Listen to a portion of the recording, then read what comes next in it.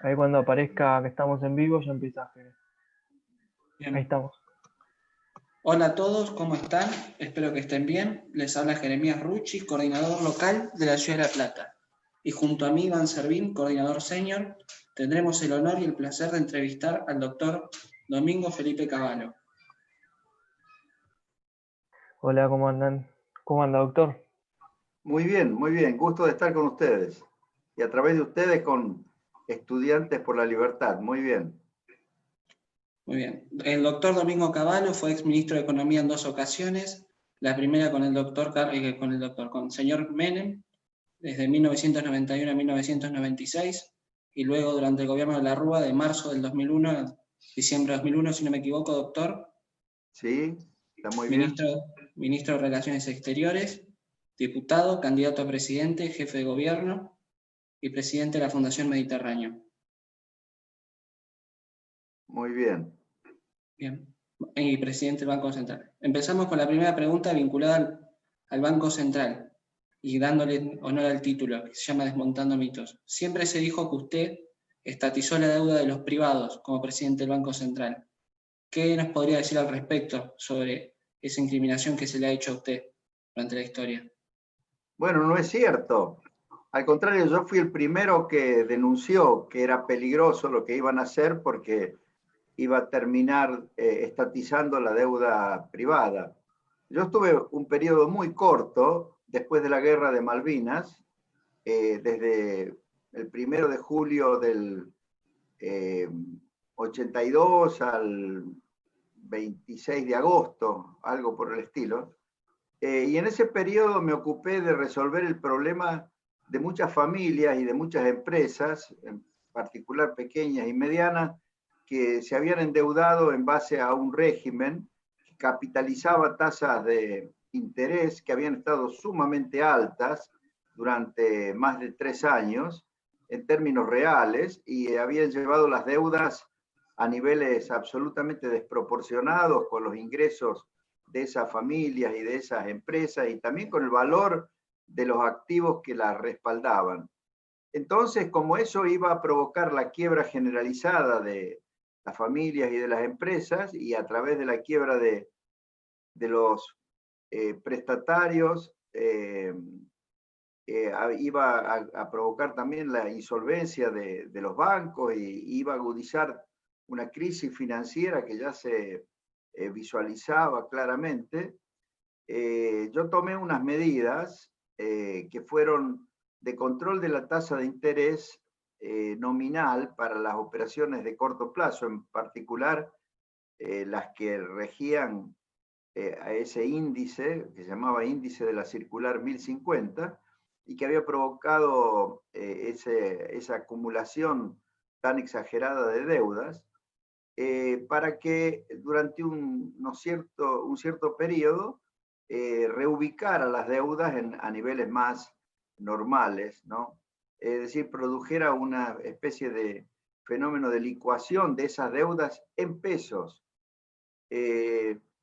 Obviamente que le ofrecí a los ahorristas que también habían estado consiguiendo esas tasas de interés del otro lado de la ecuación, es decir, como depositantes en los bancos, que protegieron sus ahorros pasándolos a depósitos a plazo fijo de más de 6 meses, es decir, a un poquito más largo plazo, pero que en ese caso se ajustaban por índices de precio y por lo tanto no se iban a desvalorizar. Esa era la solución para la parte del sistema financiero y del endeudamiento que estaba en pesos.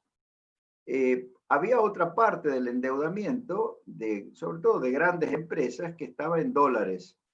Esas empresas no habían sufrido el mismo fenómeno que los endeudados en pesos, porque el ritmo de devaluación había sido muy atenuado, incluso durante algunos años no había habido ajuste del tipo de cambio, por lo tanto las deudas no habían escalado como en el otro caso. Pero claro, en ese momento había el riesgo de que el tipo de cambio subiera violentamente y de hecho para las transacciones financieras subió mucho y si las empresas tenían que contabilizar la deuda a ese tipo de cambio, obviamente que también iban a aparecer como exageradamente endeudadas. Pero había por otro lado un mercado cambiario controlado, el de las transacciones corrientes, el de las exportaciones, que se iba a sufrir un ajuste gradual al ritmo más o menos de la inflación. Entonces, yo lo que les dije a los endeudados en dólares es, señores, si ustedes alargan en 2 años los plazos de vencimiento de sus deudas, van a poder comprar un seguro de cambio que se ajustará por el índice de precios mayoristas, es decir, conforme a la inflación. Y van a poder contabilizar sus deudas a esos niveles y no al nivel del tipo de cambio financiero que estaba mucho más alto, ¿no? Siempre ocurre así cuando baja la tasa de interés, sube el tipo de cambio financiero, ¿no? Entonces, ese era el mecanismo. Pero los endeudados en dólares empezaron a presionar porque querían un proceso de licuación de sus deudas semejante al que habían recibido los endeudados en pesos. Y como yo no estaba dispuesto a dárselos, presionaron como para que yo me fuera del Banco Central. Y me fui a los 52 o 53 días. Ahora, llegó un nuevo presidente, a ese presidente lo presionaron para que, en primer lugar, cambiara el índice de ajuste de los seguros de cambio, que pasara a ser también esa circular 1050, se ajustaba por tasa de interés y que permitía la licuación de esas deudas. Y como obviamente eso estaba creando un problema para el Banco Central, porque el Banco Central iba acumulando una especie de pérdida con respecto al ritmo de devaluación el peso. Entonces dijeron, no, para que no vaya a ser que el Banco Central en algún momento se dé marcha atrás con esta licuación, vamos a exigirle que estatice la deuda. Y así, por supuesto, yo en una conferencia que di en Córdoba, que está publicado en mi libro Economía en tiempos de crisis, dije, esto es muy malo porque esto le va a dejar al país una deuda y los activos que va a tener el Banco Central para cubrirla van a ser activos en pesos, pero totalmente desvalorizados, y todo esto va a ser una estatización de la deuda privada. Lamentablemente, mi opinión en ese momento ya no jugó para nada, con una actitud, yo diría, de resignación frente a los endeudados en dólares. El nuevo presidente del Banco Central lisa y llanamente estatizó la deuda privada. Ahora después, ese hombre era un hombre grande que murió al poco tiempo, no tenía ningún significado político. Varios años después, cuando yo había escrito el libro Volver a Crecer y se lo llevé al doctor Alfonsín por si él quería tenerlo en cuenta para el diseño de su política económica, ya estábamos en democracia, algunos colaboradores del doctor Alfonsín que querían bloquear mi acceso a él porque me consideraban liberal, entonces empezaron a decir en la prensa, en particular en un diario que ellos manejaban, que yo era el responsable de la estatización de la deuda privada. Y de tanto repetirlo, instalaron ese tema. Y ahora, todavía ahora, 30 años después, o más de 30 años, porque eso fue en el 82, son 38 años, si no saco mal las cuentas, todavía siguen diciendo eso, en particular los que me atacan así de la extrema izquierda, ¿no? Y bueno, lamentablemente hay cosas que quedan instaladas a pesar de que son mentiras, pero que de tanto repetirlas consiguen que la gente piense, o mucha gente piense que es verdad, ¿no? pero en realidad la verdad es que me sacaron del Banco Central porque yo no quería estatizar la deuda privada, y luego empezaron a decir que yo había sido responsable de la estatización de la deuda privada. Mala suerte. Quizás fue muy larga. Yo soy de respuestas a veces demasiado largas, pero para que ustedes, está bien. Para que entendieran de qué se trataba, había que ubicarse un poco en lo que estaba pasando en aquel momento, ¿no? Si no, no es fácil. Creo que así todo, no sé si habrá quedado claro, pero si no quedó claro, yo les recomiendo a los que quieran interiorizarse más, que sobre este y cualquier otro de los temas que vamos a tocar hoy, pueden leer mi libro Historia Económica de Argentina, un libro que escribí con mi hija hace 2 o 3 años, está publicado también en inglés. Primero lo escribimos por encargo de una editorial de Londres y New York, Francis Taylor, y luego traducido al español lo publicó aquí el Ateneo. Y en estos días he visto que figura como entre los primeros lugares de los libros más vendidos. Así que, bueno, tremendo. La gente lo está leyendo. Jere, Bueno, doctor, seguir. La siguiente pregunta es sobre la convertibilidad. En el año 94, si no mal me equivoco, el exministro Roberto Lavagna le hizo una crítica diciendo que la convertibilidad había sido un fracaso porque para la convertibilidad se necesita superávit fiscal y el tipo de intercambio internacional fijo. No sé si se acuerda usted. No, Roberto Lavagna no dijo eso. El que decía eso, y tenía razón, bueno, no necesariamente superávit fiscal, sino evitar los déficits fiscales, era, me acuerdo, Ricardo López Murphy, pero Lavagna no. Lavagna en ese momento en general no criticó a nadie la criticaba. En realidad, si ustedes leen el libro ese que publicó Daniel, que era el que había organizado esa conferencia, bueno, no me acuerdo si era el año 94 o 95, sí, pero todos apoyaban la convertibilidad, ¿no? En ese entonces. Pero concretamente, ¿qué es lo que me querías preguntar al respecto? ¿Por qué cree que se instaló en el discurso público que la convertibilidad fracasó? Bueno, porque cuando dispusieron la especificación compulsiva de todos los contratos en enero del 2002, que esa fue la destrucción de la convertibilidad, porque fue el abandono del régimen monetario que habíamos creado en el año 91, provocó esa decisión, la especificación compulsiva.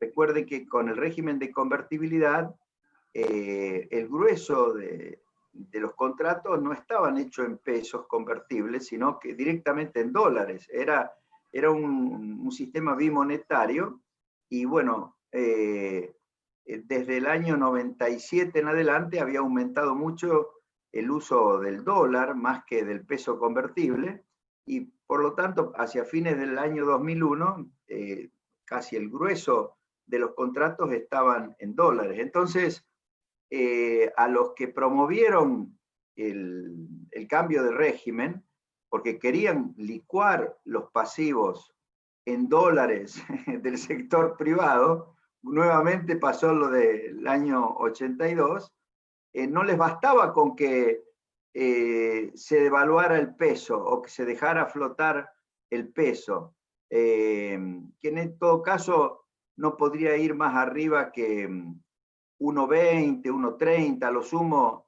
1,40 si lo hacían, digamos, lisa y llanamente abandonando el 1 a 1 y dejando flotar. No, ellos lo que tenían que hacer era transformar compulsivamente todos los contratos que estaban escritos en dólares a pesos, y luego decir, bueno, ahora vamos a dejar flotar el peso. Claro que una vez que de los 100.000 millones de dólares que había depositado en el sistema bancario.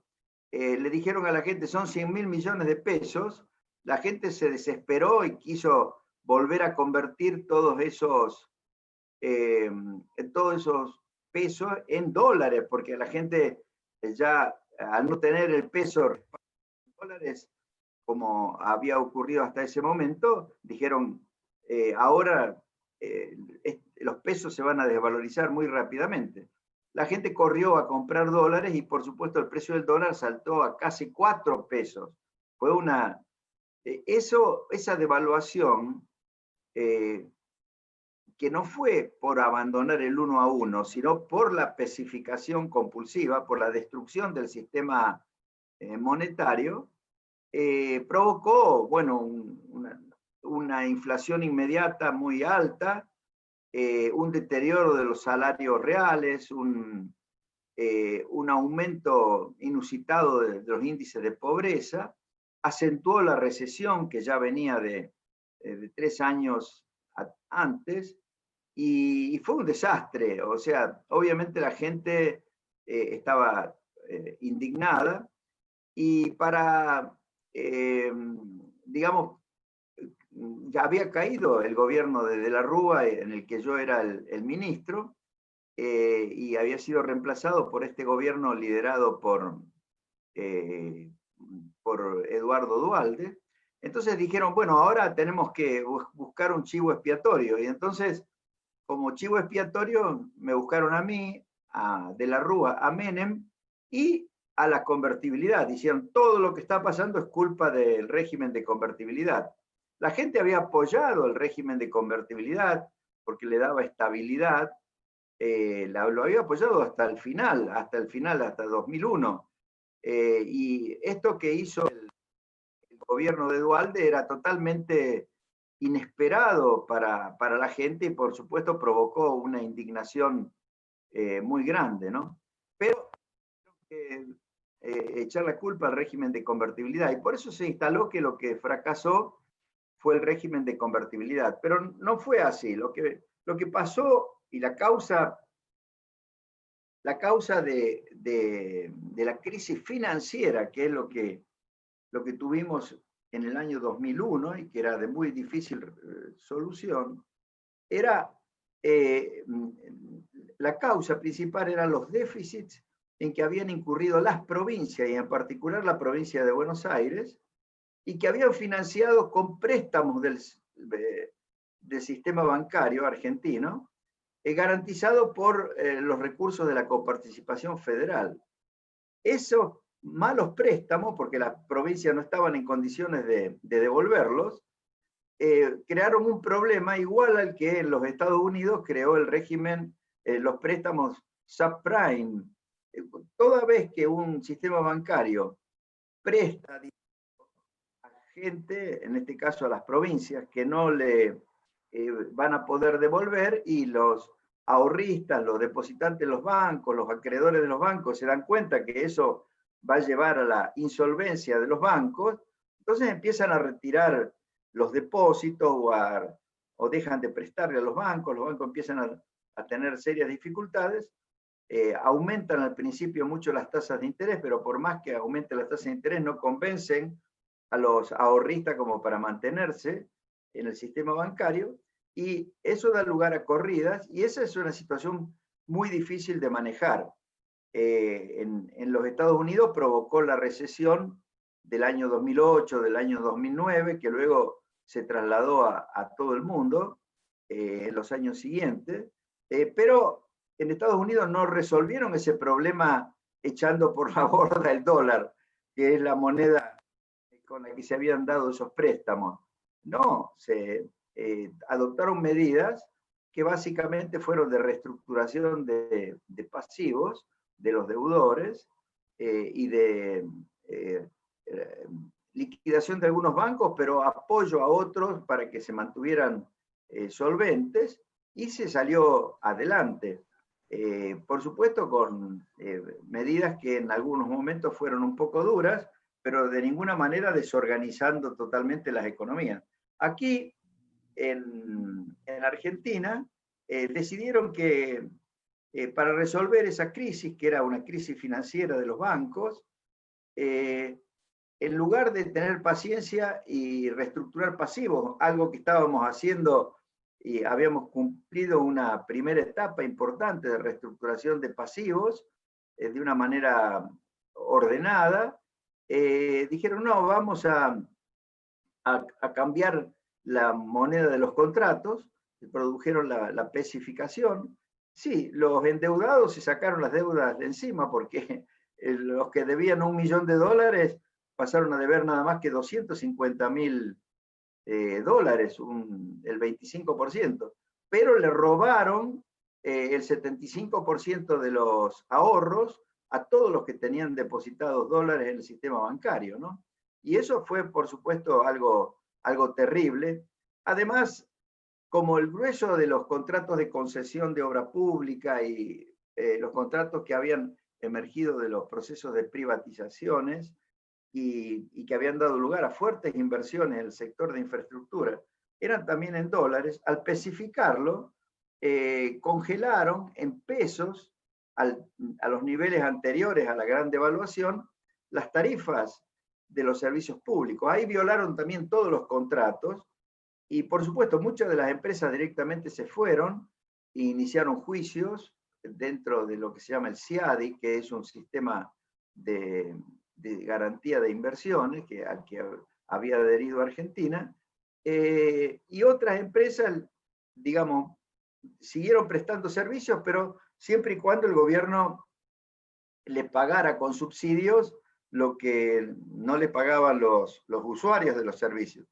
Y así, además, las empresas dejaron de invertir y el Estado tuvo que, para que hubiera algo de inversión, a comprometerse a financiarlo directamente desde el Estado. En fin, desorganizaron toda la economía de una manera que dio lugar a lo que pasó desde el 2002 en adelante, sobre todo una vez que dejaron de aumentar los precios de las commodities, que tuvimos ese boom que benefició a toda América Latina y a Argentina también, desde el 2003 al 2011, 2012, cuando pasó esa bonanza internacional que permitió una cierta recuperación de la economía, quedaron todos los problemas en la forma de estanflación, que es el tipo de situación económica que hemos tenido desde el año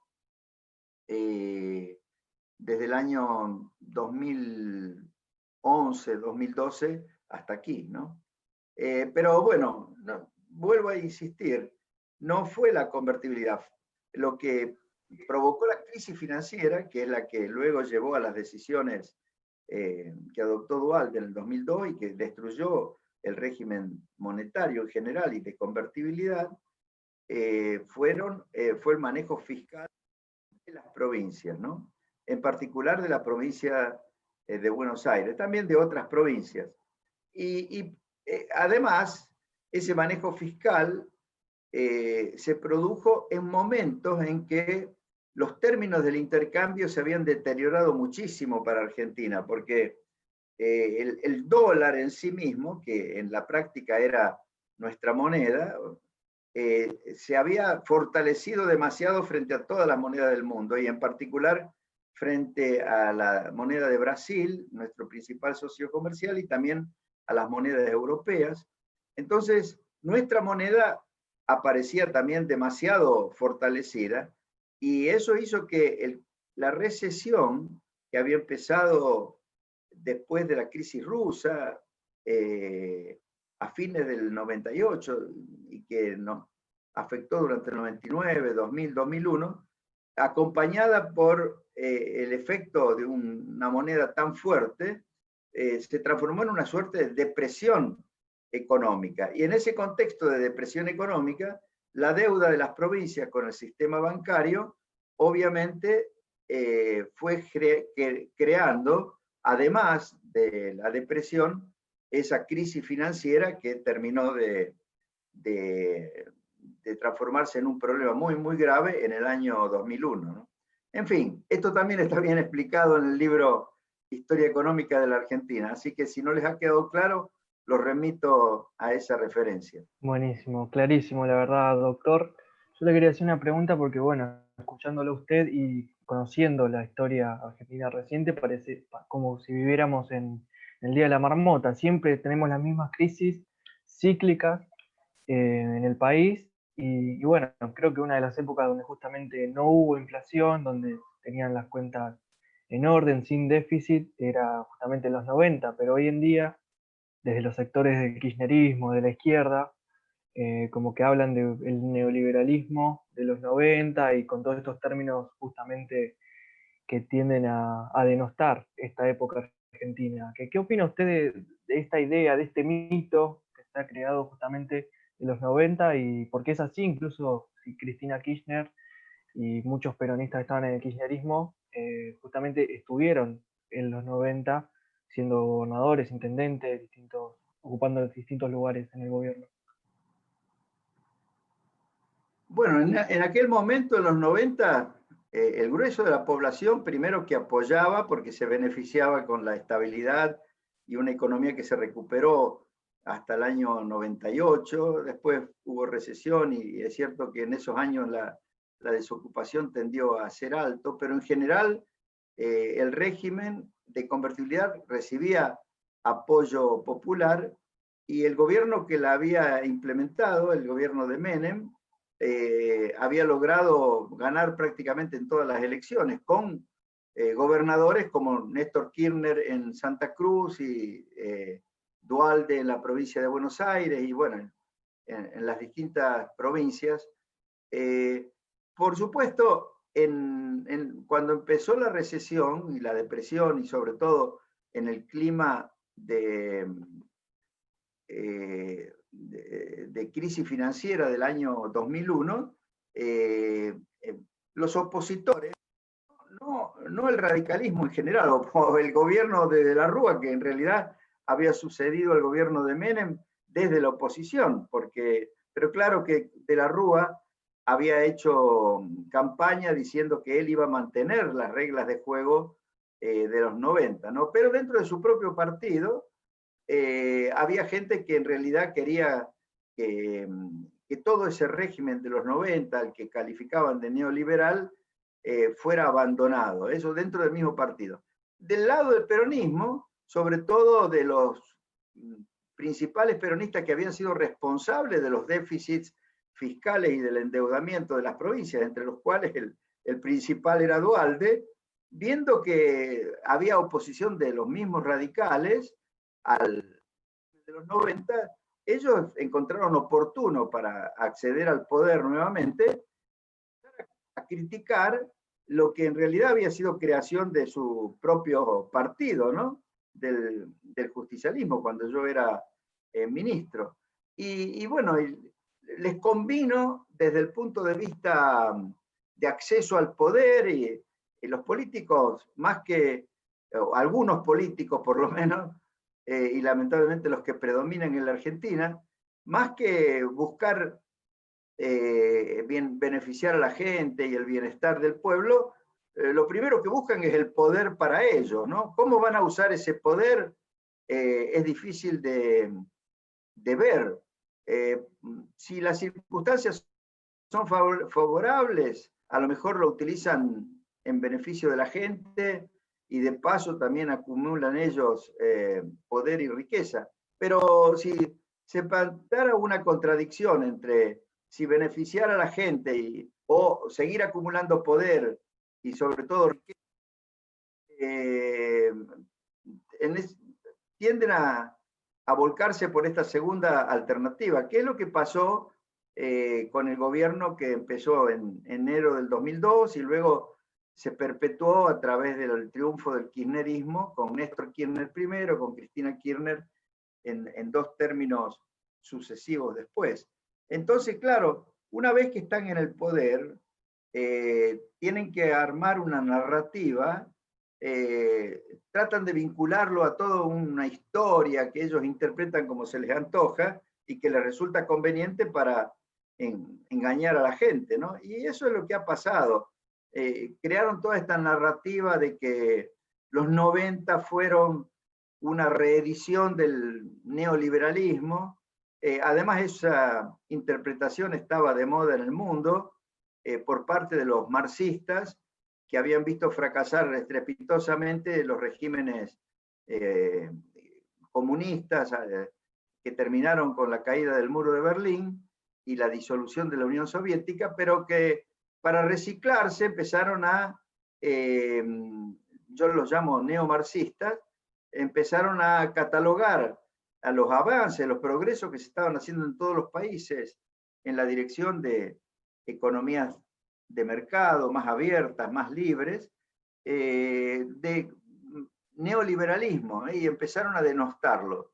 Y entonces, bueno, en Argentina, a partir del 2002, se instaló eso como narrativa, y los que estuvieron en el poder insistieron con esa narrativa y bueno, lograron instalar esa idea de que los 90 fueron años malos, como se habían instalado en Argentina desde los años 40 en adelante, que las últimas décadas del siglo XIX y las primeras décadas del siglo XX habían sido malas, ¿no? Porque la economía había funcionado para beneficio de los oligarcas y de los ricos, y resulta que en esa época una gran cantidad de europeos se venían a la Argentina, a trabajar a la Argentina, porque ofrecía a Argentina mejores remuneraciones, mayores posibilidades de progreso que los países de origen, ¿no? Y obviamente que Argentina estuvo progresando mucho, pero luego, cuando se quiso instalar la idea de que Argentina en realidad ya no tenía que ser una economía integrada al mundo, con libertades para la actividad económica, sino que se creyó que desde el Estado se podía administrar mejor la economía, incluso convenía estatizar las empresas y aplicar políticas redistributivas, pero políticas redistributivas que atentaron contra la eficiencia y la productividad, y bueno, y que llevaron al estancamiento de la Argentina. Entonces, había que denostar aquel periodo que la gente recordaba, o que por lo menos en los libros de historia, que estaba documentado que habían sido buenos, ¿no? Y el liberalismo, que en realidad, en el caso de Argentina, está metido dentro de la Constitución Nacional del 53, porque Alberdi fue el primer gran liberal, muy lúcido, que redactó las bases de la Constitución. Y entonces empezaron a denostar por muchas décadas el liberalismo de la Constitución, y en la práctica se fueron dictando leyes que en realidad deberían haber sido declarados inconstitucionales, pero bueno, se fueron instalando como leyes aceptables dentro del marco de la Constitución, que son leyes que fueron conculcando las libertades individuales, afectando los derechos de propiedad, y nos llevaron a esta situación desastrosa. Yo narro en mi libro Historia Económica de la Argentina que del 45 90, en esos 45 años, la economía funcionó como la peor combinación del socialismo y del capitalismo, porque era un socialismo sin plan, ni siquiera había presupuestos para el sector público año por año, y por supuesto no había equilibrios y no tenía capacidad el gobierno para asegurar la estabilidad, que es una propiedad que tiene que tener cualquier economía para poder funcionar bien. Y por otro lado, al sector privado se lo interfería en su faz productiva, en sus inversiones, en su comercio, a través de regulaciones absurdas, intervenciones discrecionales del gobierno en los mercados, impuestos distorsivos, controles de cambio, controles de precios. Y una Y bueno, combinación, la verdad que muy mal. Eso Sí, es lo que revertimos, o intentamos revertir, y en buena medida revertimos a partir de 1991. No solo con el régimen de convertibilidad, sino con todas las medidas, todas las reformas que lo acompañaron. Pero bueno, desde el año 2002 en adelante, lamentablemente, se volvió a reinstalar aquella forma de organización económica muy inconveniente, con muchos problemas que habíamos tenido durante 45 años, ¿no? Por eso en mi libro Historia Económica de la Argentina, la última parte del libro, que comienza precisamente en el año 1990, con un capítulo que se llama El consenso latinoamericano de los 90, ahí yo a esa sección del libro le llamo reforma y contrarreforma, porque hubo una reforma que se hizo en casi todos los países y en particular en Argentina de manera muy completa y muy rápida durante los 90. En otros países se mantuvieron esas reformas, pero en Argentina lamentablemente se revirtieron totalmente desde el 2002 en adelante. Y ahora estamos de nuevo con una economía muy, muy mal organizada. El gobierno de Macri intentó volver a rumbear en la dirección correcta, pero lo hizo con muy poca convicción y con muy poca fortaleza, de una manera pretendiendo hacerlo de manera muy gradual y mientras tanto financiando los déficits con endeudamiento. Y bueno, lamentablemente no terminó bien. Y ahora, de paso, los antiliberales o antineoliberales no solo denostan a los 90, sino que denostan también con argumentos parecidos a la experiencia de Macri, ¿no? Y como este es más reciente y obviamente duró un periodo más corto y terminó lamentablemente con una inflación más alta que la que había iniciado, bueno, tienen todavía más argumentos para seguir denostando al neoliberalismo. Pero bueno, ya en algún momento, y yo espero que pronto, se va a imponer la verdad, porque obviamente que los populismos y los intervencionismos y las economías muy estatizadas funcionan mientras hay ahorros acumulados en la economía, los que pueden manotear para poder financiar los desequilibrios, o cuando hay términos del intercambio y precios de los productos de exportación muy favorables, o cuando hay todavía muchos recursos a los que echar mano, aunque sea expropiando o, digamos, quitándoselos a sus propietarios. Pero hoy día prácticamente todos esos mecanismos de financiamiento de experiencias populistas, intervencionistas, estatistas, están agotados. Es muy difícil pensar que la forma como están manejando la economía ahora y lo que dicen que van a hacer hacia el futuro, me refiero al gobierno actual, es muy difícil que pueda durar mucho tiempo, porque no van a tener cómo financiarlo, no van a tener ahorros que manotear. Fíjense, desde el 2002 en adelante manotearon todos los ahorros del sector privado en el sistema bancario a través de la especificación compulsiva de Duhalde. Luego manotearon todos los ahorros que había en los fondos de pensiones a través de... después manotearon las reservas del Banco Central, que en algún momento se acumularon porque los términos del intercambio eran muy favorables y el gobierno cobraba las retenciones al sector agropecuario y acumulaba reservas. Pero entonces, una vez que se deterioraron los términos de intercambio, echaron mano a esas reservas. Y bueno, ya el gobierno de Macri tuvo que manejar la situación prácticamente sin fuentes de financiamiento y recurrió al endeudamiento externo porque, bueno, pensó que Argentina, ya con una nueva política exterior, con una nueva imagen, iba a poder obtener ese recurso, ¿no?, para financiarse. Pero bueno, eso también falló y estamos como estamos. claro. Sí, claramente no se puede hacer socialismo sin recursos. Y ahora le quería Perdón, preguntar y un voy a poco dando necesitar ya un vaso de agua. Sí, sí, vaya tranquilo, no hay problema. No, ya se me ha pasado. No es, no es Bueno, COVID, no es COVID-19. Yo tengo una especie de tos alérgica, ¿no? Que me da de vez en cuando. sí, quédese tranquilo.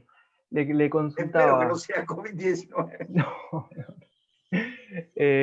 le preguntaba, ya también pasando un poco a las preguntas del público, que ya nos están mandando en nuestro Facebook, eh, hay una idea, digamos, que sobrevuela, que, que dice que justamente no se puede gobernar sin peronismo, y que muchos liberales están pensando que es imposible poder gobernar con las ideas liberales sin estar aliados de alguna manera al peronismo.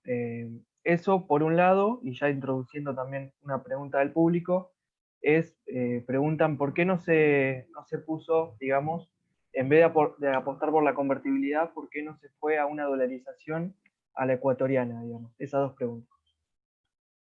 Bueno, con respecto a la primera, eh, Perón dijo una vez, peronistas somos todos, y en realidad en Argentina, si uno depende de qué lado lo mire, pero por ejemplo, desde el punto de vista de la vocación por una economía populista, eran tan peronistas los radicales como los peronistas, ¿no? Entonces, eh, quizás lo que diferencia al peronismo o a los dirigentes políticos peronistas de los no peronistas es que en general los dirigentes políticos peronistas tienen menos apego a las instituciones y tienen más habilidad para tomar decisiones que muchas veces son inconstitucionales o van en contra de las instituciones, pero les resulta conveniente para aplicarlas en ese momento y tienen falta de escrúpulos como para utilizar ese tipo de mecanismos. Pero hay peronistas liberales y hay peronistas muy sensatos, como los hay también dentro del radicalismo y sobre todo hay mucha gente con ideas de respeto institucional, pero también de respeto por la libertad y por la propiedad y por en un porcentaje de la población que si bien no se denomina liberal, pero que obviamente piensa como personas que adhieren al liberalismo, ¿no? Entonces, yo no creo que el gobierno tenga que ser peronista para poder implementar buenas ideas. Que es una coalición que sea capaz de reorganizar a la Argentina y volver al tipo de organización económica compatible con lo que fue la constitución de Alberdi del 1853 y las ideas que él pregonaba, va a tener seguramente un ingrediente de dirigentes peronistas, de dirigentes radicales y sobre todo una gran proporción de gente que, diciéndolo o sin decirlo, pero que adhiere a las ideas liberales, ¿no? Yo no creo que se pueda decir que solamente el peronismo es capaz de gobernar a la Argentina. Además, ¿qué es el peronismo? Esto que tienen ahora, esta combinación de Alberto Fernández, Cristina Kirchner, ¿esto es peronismo? No sé, el grueso de las cosas que dicen la gente que rodea a Cristina Kirchner y ella misma, tiene poco que ver con la realidad histórica del peronismo y nada que ver con la del peronismo de Menem, el peronismo liberal que gobernó en los 90, ¿no? Por eso yo no adhiero a esa idea de que solo el peronismo puede transformar a la Argentina. Lo que sí sostengo es que no puede, la solución de los problemas argentinos no puede excluir a muchos peronistas que tienen ideas liberales, ¿no? Y por eso a mí me pareció bien que, por ejemplo, Macri buscara sumar a ese peronismo liberal o republicano o federal, como le quieran llamar, que estaba representado por Pichetto, ¿no? Yo creo que Pichetto es un hombre que tiene las ideas básicamente correctas en materia económica y social. Y hay muchos como Pichetto, ¿no? Por ejemplo, el gobernador de la provincia de Córdoba, que en su momento fue un hombre muy, digamos, muy ligado a mi actividad, Juan Schiaretti también, él siempre fue peronista, incluso cuando militábamos en la universidad, que era una suerte de sucesor mío como estudiantil, yo no era peronista, pero él sí, pero tenía siempre ideas, y sobre todo después cuando fue miembro de mi equipo económico y en las etapas sucesivas, ideas, digamos, que valoran y pregonan la libertad. Bueno, hay muchos peronistas de ese tipo. También los hay radicales, con buenas ideas, como era de la Rúa y la gente que estaba en el radicalismo adhiriendo a de la Rúa, ¿no? Y después está todo el espectro de la gente que no está enrolado ni en el peronismo ni en el radicalismo, de los cuales, bueno, cada vez a nivel de la juventud se notan mayor cantidad de jóvenes liberales, ¿no? Y en ese sentido, los denominados libertarios están haciendo una tarea muy buena, a pesar de que obviamente aparecen como un poco extremistas al plantear una utopía liberal o un sistema, un sistema sin Estado o sin políticos. Bueno, sin embargo, yo creo que están ayudando a que mucha gente abra los ojos y sepa que el rumbo correcto de una buena organización económica es una que avanza en la dirección de ampliar los márgenes de libertad y hacer que el Estado se limite al cumplimiento de aquellas responsabilidades que hacen a su esencia y que no las puede llevar a cabo el sector privado, que es el financiamiento de los bienes públicos, la seguridad, la justicia, incluso la educación y la salud, pero que deje que la producción de bienes y servicios, la inversión, la búsqueda de la productividad sea todo responsabilidad del sector privado en una economía abierta, es decir, que permita el libre comercio y también con mercados, con competencia dentro del país y donde los que invierten sean dueños de las utilidades que puedan generar sus inversiones y también se hagan cargo de las pérdidas y haya un caldo de cultivo favorable a los emprendedores, a la aparición de nuevas empresas y a la creación de nuevos empleos cada vez más productivos, ¿no? Argentina tiene todas las condiciones para que ocurra eso. Lo único que se necesita es que la dirigencia política que esté en el gobierno trabaje para esa buena organización de la economía y no pretenda reemplazar a la iniciativa privada en todo lo que es producción de bienes y servicios, inversión y ponerle combustible al progreso económico del país. Bien, doctor, una pregunta. Según usted, ¿es posible una convertibilidad, un esquema como la convertibilidad después de la pandemia? O una No solo, dolarización a la ecuatoriana. Claro, bueno, no solo es posible, sino que es imprescindible, pero hay que entender bien qué fue la convertibilidad y cómo se relaciona con la dolarización a la ecuatoriana.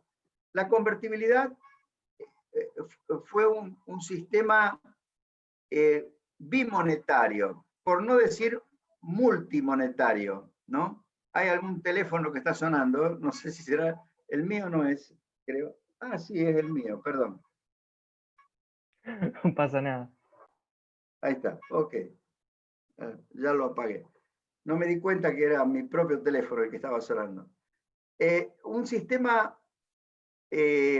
bimonetario, que podría haber sido multimonetario, en línea en realidad con algo que propuso Hayek desde la escuela austríaca, que es la desnacionalización del dinero, la desmonopolización del dinero, que por cómo se pone en práctica esa idea y dándole a la gente la libertad de manejarse con el dinero que le sirva más para sus propósitos, ¿no? El dinero tiene distintas funciones.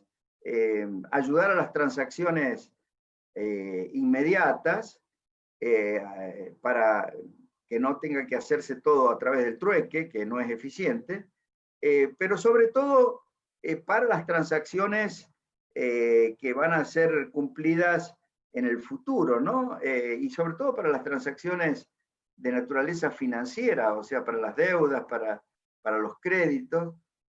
Ahora, ¿qué ocurre? Que cuando hay inflación en la moneda local, en la moneda del país, las transacciones a futuro se tornan absolutamente inseguras y aumenta muchísimo el riesgo para el acreedor, sobre todo para el que ahorra en esa moneda. Entonces, lo que la gente hace es buscar otra moneda para el ahorro y busca el dólar o podría buscar alguna otra moneda que le inspire confianza. En la práctica, por el rol que juega el dólar en el mundo y además por la familiaridad que los argentinos fuimos desarrollando con el dólar, se utilizó en las épocas de alta inflación y sobre todo de hiperinflación, el dólar como vehículo o moneda para el ahorro. Entonces, ¿qué fue la convertibilidad? La convertibilidad nació primero de la observación mía y de mis colaboradores de que la gente había elegido el dólar como su moneda para, digamos, evitar los efectos muy negativos de la inflación. Por otro lado, nosotros éramos conscientes que adoptar lisa y llanamente el dólar como la única moneda podía ser inconveniente para un país como el nuestro, que tenía comercio muy diversificado. Solamente un 20% del comercio era con los Estados Unidos. Había un 30% del comercio con nuestro vecino, particularmente con Brasil, otro 20% con Europa y un 20% con Asia. Entonces, podíamos, al tener solo el dólar como moneda, enfrentar en momentos en que, por ejemplo, se depreciaran las monedas de los mercados en donde nosotros vendíamos, que tuviéramos un deterioro de los términos de intercambio y no lo pudiéramos paliar con movimientos de la moneda, ¿no? Entonces, yo tuve la idea, sobre todo ayudado por Horacio Liendo, que había estudiado muy bien el régimen de caja de conversión de fines del siglo XIX y de los primeros, las primeras décadas del siglo XX, un régimen que había creado Carlos Pellegrini, pero que además se aplicaba en muchos otros países del mundo en esa época, en la que regía el patrón oro para la libra esterlina y para el dólar, y bueno, y casi todas las monedas en los países que, como los nuestros, se manejaban con cajas de conversión, ¿no? Entonces decidimos hacer las dos cosas al mismo tiempo. Por un lado, crear una moneda nueva, el peso convertible, a través de una caja de conversión, donde el patrón no fuera el oro, que ya no se utiliza en el sistema monetario mundial, sino el dólar, que es la moneda más aceptada en el mundo. La única moneda realmente global que hay hoy es el dólar, perdón. Y entonces creamos el peso convertible respaldado en dólares, como ocurre siempre en una caja de conversión, ¿no? Y dio la casualidad de que como lo que estábamos haciendo era transformar el austral, y 10.000 australes valían $1, al quitarle 4 ceros al austral, quedó que un peso convertible era igual a $1, ¿no? De ahí el 1 a 1, pero podría no haber sido 1 a 1, podría haber sido cualquier otro número, ¿no? Pero la cuestión es que teníamos dos monedas, pero la moneda local estaba respaldada en dólares. ¿Qué sentido tenía tener dos monedas si la moneda local también era respaldada en dólares? Bueno, algún día la moneda local, si adquiría suficiente confianza, podía transformarse ella misma en una moneda fiduciaria y competir con el dólar, y entonces hubiéramos tenido dos monedas, el peso y el dólar, seguramente con un clima de estabilidad cambiaria, pero sin inflexibilidad total, es decir, la moneda local podría haberse devaluado un poquito, o apreciado más que devaluado, depreciado más que devaluado, frente a un deterioro de los términos del intercambio, una caída de los precios de exportación, o podría haberse apreciado en momentos en que los términos del intercambio eran muy favorables, ¿no? Tal como funciona el sol en el Perú. En el Perú está el sol y el dólar, es un sistema bimonetario, y hay una gran estabilidad. Si uno mira durante 10 años, más o menos se mantiene estable, pero hay momentos cuando los precios de exportación son muy altos que el sol se aprecia, es decir, el precio del dólar baja, y cuando los precios de exportación bajan, el sol se deprecia un poquito, es decir, el precio del dólar sube, pero a largo plazo se mantiene muy estable. Ese régimen monetario, en mi opinión, si uno logra esa etapa donde la moneda local adquiere confianza, es mejor que la dolarización completa, porque introduce un poco más de flexibilidad en los precios relativos de la economía frente a shocks externos de naturaleza real, como son los cambios en los términos del intercambio externo, en los precios de exportación, básicamente, de los productos, ¿no? Esa era la idea de la convertibilidad. Ahora, para eso se necesita estar seguro de que el país va a tener suficiente prudencia y paciencia como para pasar momentos críticos hasta que la moneda local realmente adquiere la confianza que la permite, digamos, transformar en una moneda fiduciaria. Nosotros, lamentablemente, no tuvimos esa perseverancia y por eso el peso convertible no se transformó en una moneda fiduciaria y íbamos, por el hecho de que el peso convertible no estaba inspirando confianza, íbamos a una dolarización completa. La virtud que tiene un sistema bimonetario, donde la gente elige la moneda, es que si la gente quiere manejarse totalmente con dólares, puede hacerlo. Y de hecho, estaba tendiendo a ocurrir eso en el año 2001. Tal es así que el grueso de los depósitos, el grueso de los préstamos, incluso en las transacciones se utilizaba mucho el dólar y cada vez menos el peso convertible. Sin embargo, no se había violado la ley de convertibilidad porque la gente que tenía pesos y que quería convertirlo en dólares, iba al Banco Central o al sistema bancario y transformaba los pesos en dólares, ¿no? Por eso cuando iban bajando las reservas de dólares, era porque iba bajando la demanda de pesos y porque la gente en realidad quería manejarse con dólares. O sea que eso no era una crisis del régimen de convertibilidad, eso estaba implícito en el mismo régimen.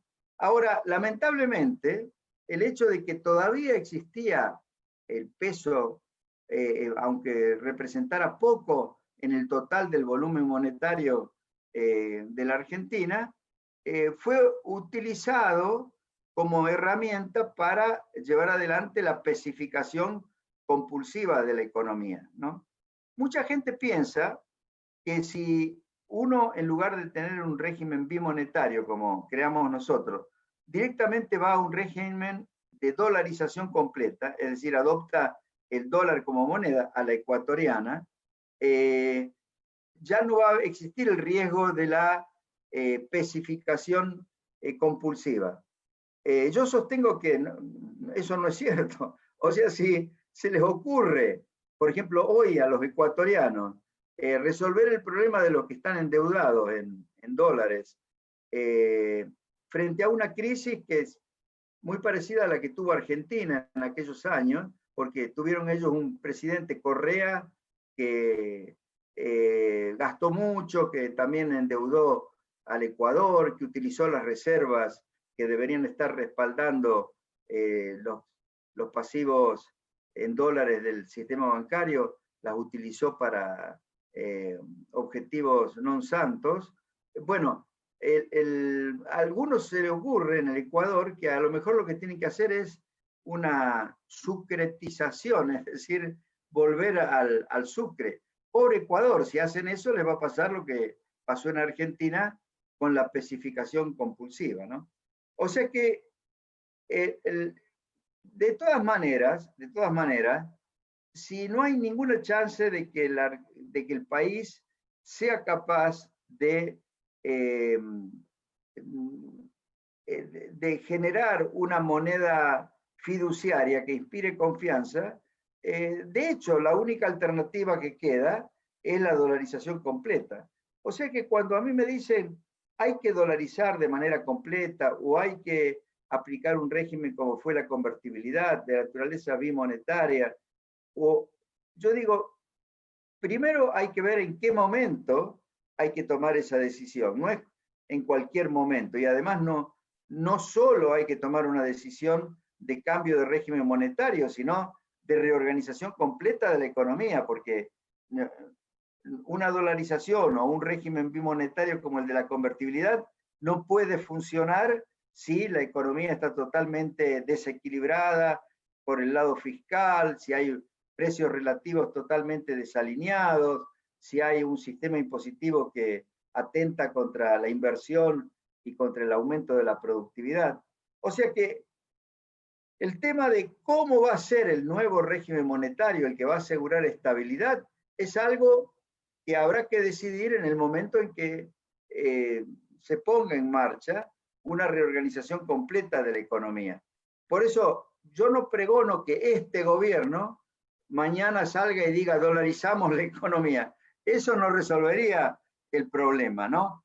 Y con respecto a si el régimen debe ser bimonetario o unimonetario con el dólar como moneda, es algo que hay que evaluar y decidir en el momento en el que se quiera realmente reorganizar muy bien la economía y teniendo en cuenta las circunstancias de ese momento, ¿no? A mí no me gusta prescribir herramientas como que en cualquier momento, en cualquier geografía, en cualquier momento de la historia van a producir buenos resultados. Depende, por eso yo insisto en que hay que entender bien a la historia de un país y observar mucho la realidad para entrar a prescribir qué es lo que el gobierno debería hacer, ¿no? Y hay que mirar bien qué es capaz el gobierno de hacer, porque si hay cosas clave que el gobierno no puede hacer, mejor que ni intente aplicar algunas herramientas que podrían ser buenas en otras circunstancias, pero que pueden fracasar de entrada si no se aplican de manera consistente con el resto de las medidas o de las reformas, ¿no?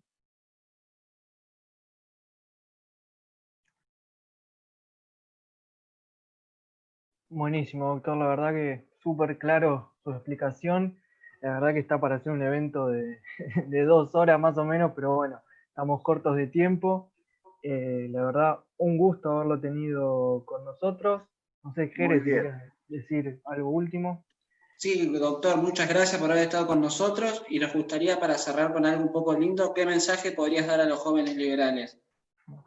Bueno, que perseveren en la difusión de las ideas liberales, que estudien la realidad con anteojeras liberales y con un sentido no solo